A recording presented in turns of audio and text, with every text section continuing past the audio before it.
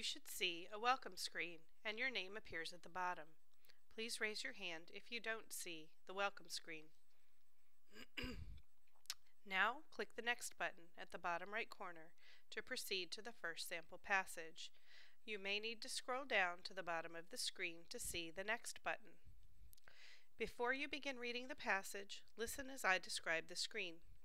For the Grade 6 reading test, the reading passages will initially appear on the screen without the questions. On the right-hand side of the screen is a scroll bar.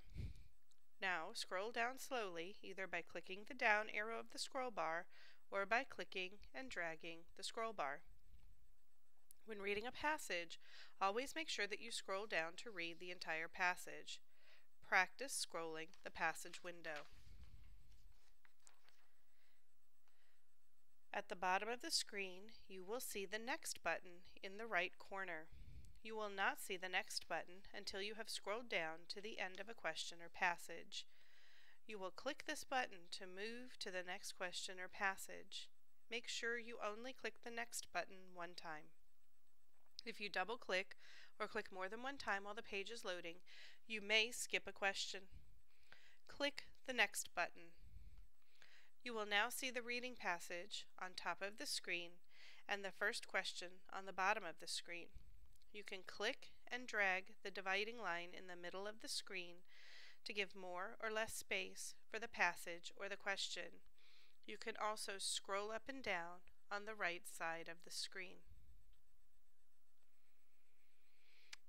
The bottom center of the screen shows the question number and your name. This practice test only has 10 questions. When you take the actual test, there will be more questions. In the bottom left corner is the Back button. This button can be used to move to a previous question or passage. Now look at the question. To select an answer, you will click the bubble beside the answer choice or click anywhere on the answer choice. Click the bubble next to the letter A to select the first answer choice. Answer choice A should now be selected. Select answer choices C and D to see how your answer changes. The Reset button can be used to remove the answer selected. If you select an answer and then decide you want to leave the answer blank, clicking Reset will remove your answer. For question 1, select answer choice A. Now click the Reset button. The mark next to answer choice A disappears. In the bottom right corner is the Review button. This feature allows you to flag a question that you might want to review at a later time. Click the Review button and the word Review turns yellow and a red check mark appears. At any time, you can go back to the questions that you flagged for review. You can also access the questions marked for review on the item review screen by clicking the Go To button. After reviewing a question, click the Review button again and the red check mark disappears. For now, leave this question flagged for review. Below the Reset button is the Go To button. Click this button. This takes you to an item review screen which shows the question numbers, whether the questions have been answered, and whether the questions have been flagged for review. Clicking on a question number will take you to that question. Reading passages are also located on this screen. When you get to the end of the test, review the item review screen to ensure that all your questions have been answered. The item review screen also includes the Submit button. Once you submit the test, it cannot be restarted. Only click the Submit once you are completely finished with the test or when we instruct you to do so. Click on question 1 to return to the first question. Are there any questions? Now I'll describe several tools that may help you with the computer-based test, and you will practice using them. At the top of your screen, you will see several icons that open the various tools you can use during the test. Click the first icon in the toolbar, which is the Pointer tool. The Pointer tool is used to select a response. Anytime you need to turn off a tool, click the icon for that tool again, or click the pointer icon. Click the second icon in the toolbar, which is the Eliminate Choice tool. You can use this tool to cross out answer choices that you have eliminated as possible correct answers. Now, click anywhere on answer choice A. You should see an X through answer choice A. Click answer choice B, and an X appears through this choice also. Click answer choice A again, and the X disappears. Now, turn off the Eliminate Choice tool by clicking the icon again. If you want to select an answer that you have eliminated, remove the X by clicking it. A pop-up window will ask you if you want this choice to be your answer. Click Yes or No. Now, turn the Eliminate Choice tool back on by clicking the icon again, and practice eliminating choices and removing X's.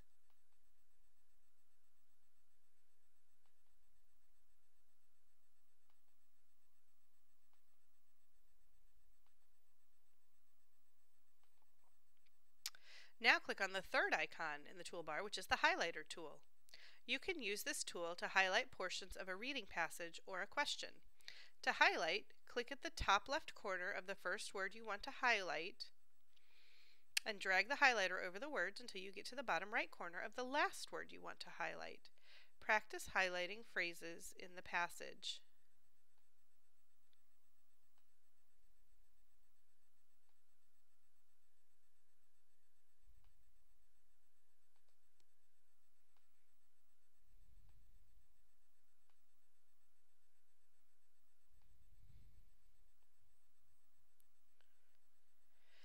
Click on the fourth icon in the toolbar, which is the eraser tool. You can use the eraser tool to remove highlighting and to erase an X from an eliminated choice. To erase highlighting with the eraser tool selected, click anywhere in the highlighted area. The highlighting will disappear. Practice using the eraser tool to remove highlighted areas or eliminated choices.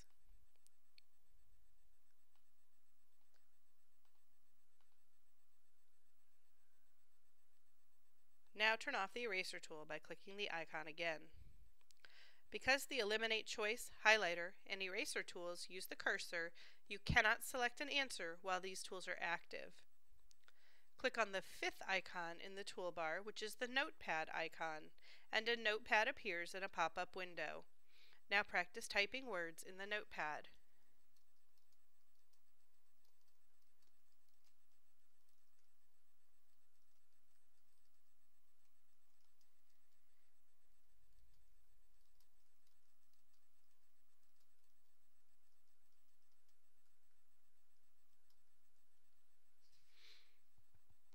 If you want to make notes on a particular question or passage for later reference, you can type them into this window.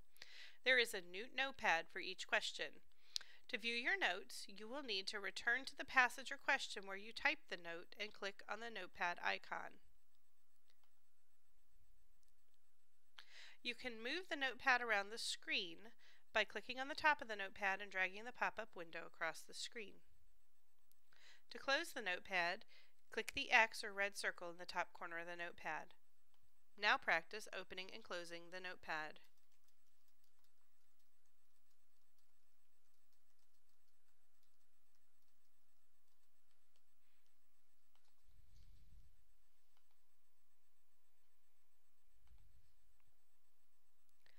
Now click the last icon, which is the Help button.